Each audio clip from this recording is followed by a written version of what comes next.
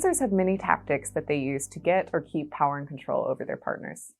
To understand these tactics and how they work together to disempower victims, it's helpful to look at the Duluth power and control wheel. Around the edge of this wheel, you'll see physical and sexual violence.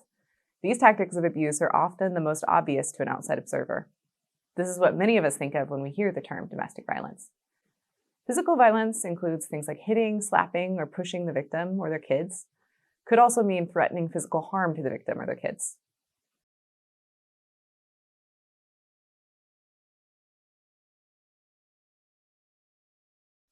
Abusers believe that they have the right to dominate their partner, even if that involves hurting them. This desire for control also shapes the way abusers treat their victims during sex. Abusers believe that they are entitled to sex when and how they want it.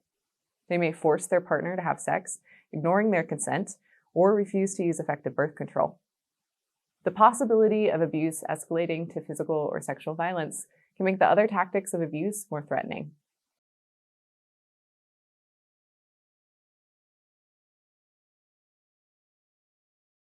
Intimidation is a tactic that's effective because of the abuser's history of violent behavior.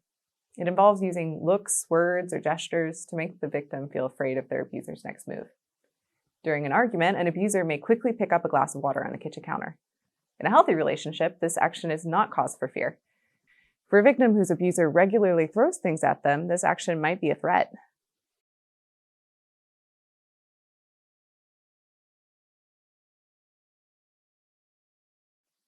Emotional abuse is another tactic that we see on the power and control wheel. Abusers believe they are superior to their victims, and they use emotional abuse to make their victims feel small and less than.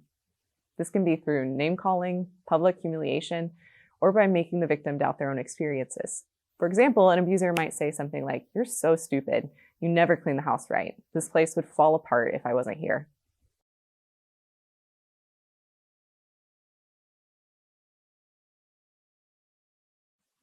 Abusers want to control the way their victims think, feel, and act. They use the tactic of isolation to keep their partner from hearing other voices or ideas. Abusers may become extremely angry and jealous when their victim spends time with family or friends. They may also control their partner's communication with the outside world by checking their phone calls, emails, text messages, or even social media.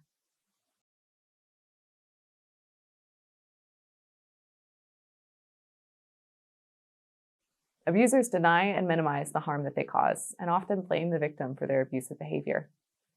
For example, they might say, "If you had just kept your mouth shut when I was talking to my friend, I wouldn't be hitting you right now. You chose this." Over time, victims can internalize this message and blame themselves for the abuse.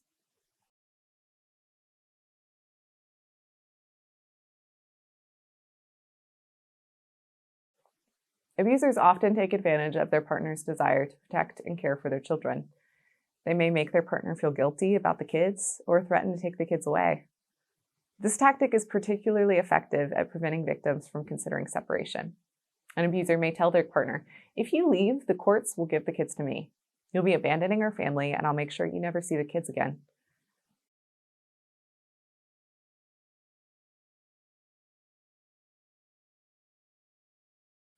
Using privilege is another tactic that we see on the power control wheel. This tactic is based on the abuser's core belief that they're superior to their victim. Abusers may exercise their privilege by treating their partner like a servant or by refusing to include them in decision-making.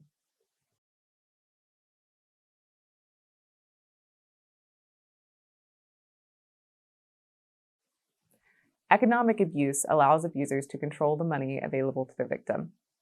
For example, an abuser might keep their partner from working or be the only person in the house who has access to the bank accounts. By controlling the family finances, abusers can make sure that their victim never has enough money to escape.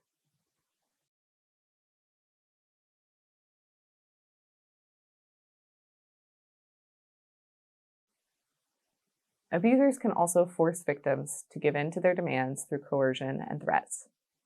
This often involves threatening to cause physical, emotional, or financial harm. An abuser in a queer relationship may threaten to reveal their partner's gender identity or sexuality to family, friends, or employers.